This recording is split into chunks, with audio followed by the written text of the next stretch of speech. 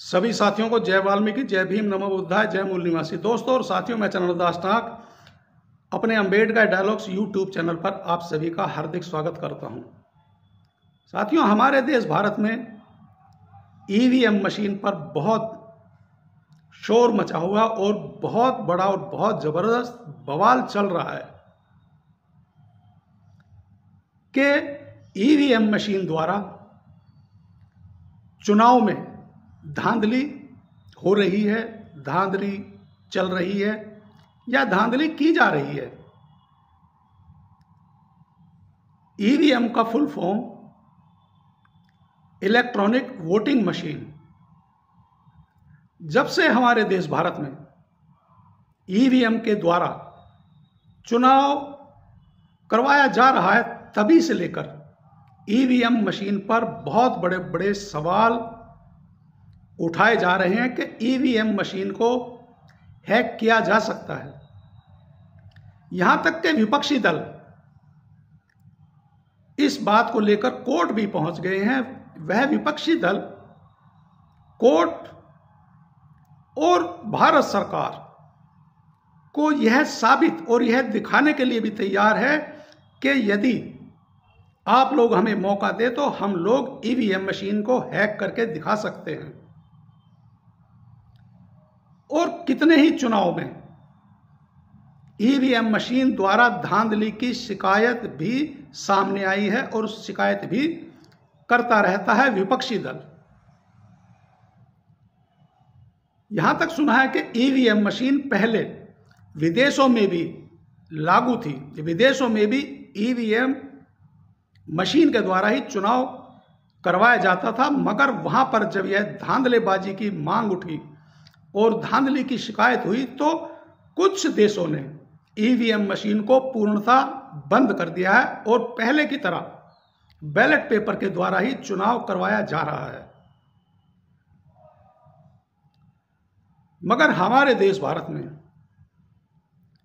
जितना बड़ा आंदोलन और जितने बड़े स्तर पर विपक्ष ईवीएम मशीन पर सवाल उठा रहा है, वहीं दूसरी ओर पक्ष बिल्कुल भी बैलेट पेपर के द्वारा चुनाव करवाने के हक में नहीं है। आखिर क्यों दबाया जा रहा है विपक्ष की आवाज को? यदि विपक्ष यह साबित करने को तैयार है कि हम ईवीएम मशीन को हैक करके दिखा सकते हैं, साबित कर सकते हैं, तो आखिर क्यों नहीं हमारे देश की कानून व्यवस्था, न्यायपालिका और चुनाव आयोग और भारत सरकार उन विपक्षी दलों को जो हमेशा से ईवीएम पर सवाल उठाते हैं, उनके साथ दूध का दूध और पानी का पानी क्यों नहीं कर लेती है? इसी तरह अभी पंजाब में आप लोगों ने देखा होगा ईवीएम मशीन का कारनामा। साथियों, मैं पंजाब, चंडीगढ़ के हालात और ईवीएम मशीन पर उठी आवाज और जालसाजी का पर्दाफाश करूं, इससे पहले मैं आप लोगों से एक अपील करना चाहूंगा कि यदि आप लोगों ने मेरा Ambedkar dialogues YouTube channel subscribe नहीं किया तो जल्दी से सब्सक्राइब करें, लाइक करें और कमेंट जरूर किया करें। और दोस्तों, मेरा अंबेडकर डायलॉग्स यूट्यूब चैनल पर सुपर थैंक्स का ऑप्शन चालू है। आप लोग मुझे सुपर थैंक्स करके सपोर्ट कर सकते हैं या करें, ताकि मैं और बेहतरीन, स्वच्छ, साफ और पारदर्शिता के साथ आप लोगों के सामने वीडियो बनाकर आप लोगों के साथ साझा कर सकूं। साथियों, आखिर यह चंडीगढ़ का मामला क्या था, मैं अब यह खुलासा करने जा रहा हूं। वीडियो को जरा ध्यान से देखिएगा और सुनिएगा। चंडीगढ़ मेयर चुनाव का मामले पे मैं आज आप लोगों के साथ वीडियो साझा कर रहा हूं। चंडीगढ़ मेयर चुनाव में कथित धांधली पर सुप्रीम कोर्ट ने टिप्पणी की है। सर्वोच्च अदालत का कहना है कि चंडीगढ़ मेयर चुनाव में चुनावी प्रक्रिया में हस्तक्षेप करने के लिए रिटर्निंग ऑफिसर अनिल मसीह पर मुकदमा चलाया जाना चाहिए। बता दें कि आज सुनवाई में मसीह ने कबूल किया है कि उन्होंने बैलेट पेपर पर क्रॉस मार्क किया था। साथ ही उन्होंने वजह बताई कि आम आदमी पार्टी के मेयर प्रत्याशी ने आकर बैलेट पेपर लेकर फाड़ा और भागे थे, इसलिए उन्होंने ऐसा किया था। जो अनिल मसीह नामक जो रिटर्निंग ऑफिसर है, उसने कुछ बैलेट पेपरों पर क्रॉस के निशान मार दिए थे। मालूम हो कि बीते कई हफ्तों से चंडीगढ़ में हुए मेयर चुनाव को लेकर बीजेपी और आम आदमी पार्टी के बीच सियासी घमासान मचा हुआ है। इसे लेकर आम आदमी ने मेयर चुनाव में अनियमितताओं का आरोप लगाते हुए सुप्रीम कोर्ट का दरवाजा खटखटाया है, जिसके बाद सुप्रीम कोर्ट की यह टिप्पणी सामने आई है। गौरतलब है कि फरवरी माह की शुरुआत में भी सर्वोच्च अदालत ने मामले में सुनवाई करते हुए इस पर कड़ी निराशा व्यक्त की थी।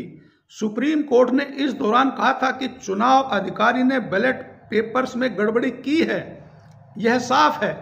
साथ ही सवाल किया कि क्या इस तरह से चुनाव कराए जाते हैं। सुप्रीम कोर्ट ने इसे लोकतंत्र का मजाक करार दिया। उन्होंने कहा कि यह लोकतंत्र की हत्या है। माननीय सुप्रीम कोर्ट ने कहा है कि क्या इससे पहले भी चुनाव इस तरीके से कराए जाते थे। लोकतंत्र का मजाक करार दिया है माननीय सुप्रीम कोर्ट ने, और उन्होंने यहां तक कहा कि यह लोकतंत्र की हत्या है। बता दें कि चंडीगढ़ मेयर चुनाव में भारतीय जनता पार्टी ने जीत हासिल की थी और सभी 3 पदों पर अपना कब्जा बरकरार रखा था। इस चुनावी नतीजे से कांग्रेस और आम आदमी पार्टी नाखुश थे। उन्होंने इसे मतपत्रों के साथ छेड़छाड़ करार दिया था। साथ ही एक सेवानिवृत्त न्यायाधीश की देखरेख में नए सिरे से चुनाव कराने की मांग भी की थी। मामले में सुनवाई करते हुए उच्चतम न्यायालय ने कथित तौर पर मतपत्रों को खराब करने वाला वीडियो भी देखा है। साथ ही कहा है कि चुनाव अधिकारी के व्यवहार से वह हैरान हैं। कोर्ट ने कहा कि चुनाव अधिकारी स्पष्ट रूप से मतपत्रों को विकृत यानी कि छेड़छाड़ या क्रॉस मारते हुए कर रहे थे। तब से अब तक पंजाब में राजनीतिक गुटों के बीच सियासी घमासान सुर्खियों में है। यह है मामला कि अभी जो पंजाब में चंडीगढ़ में जो मेयर चुनाव हुआ था, उसमें एक रिटर्निंग ऑफिसर जिसका नाम अनिल मसीह है, वह बैलेट पेपरों से छेड़छाड़ करता पाया गया है। तो अंबेडकर डायलॉग्स यूट्यूब चैनल एक अपील करता है माननीय सुप्रीम कोर्ट, माननीय चुनाव आयोग और माननीय भारत सरकार से, जब विपक्ष बड़े जोर शोर से कई सालों से ईवीएम मशीन पर सवाल उठा रहा है, सवाल खड़े कर रहा है, तो एक बार, कम से कम एक बार तो क्यों ना विपक्ष को बुलाकर उनको यह साबित करने का मौका दिया जाए कि आप लोग ईवीएम मशीन को हैक करके दिखाइए, और कम से कम एक बार बैलेट पेपर से चुनाव कराने में आखिर आपत्ति क्यों है। क्यों नहीं एक बार बैलेट पेपर द्वारा चुनाव कराकर दूध का दूध और पानी का पानी माननीय सुप्रीम कोर्ट, माननीय चुनाव आयोग और माननीय भारत सरकार एक बार बैलेट पेपर से चुनाव कराकर विपक्ष को शांत, या इस जो ये इतनी ज्वलंत समस्या, इतना ज्वलंत मुद्दा जो रोज ईवीएम मशीन के ऊपर देश भारत में हमारे इतने बड़े बड़े आंदोलन और इतना उपद्रव मचाया जा रहा है, इस पर पूरी तरह से बैन लगाने के लिए एक बार विपक्ष को मौका दिया जाए कि वह ईवीएम मशीन को हैक करके दिखाए, और एक बार बैलेट पेपर से चुनाव करवाने में आखिर परेशानी क्या है और क्यों है, यह है मेरा आज का वीडियो साथियों।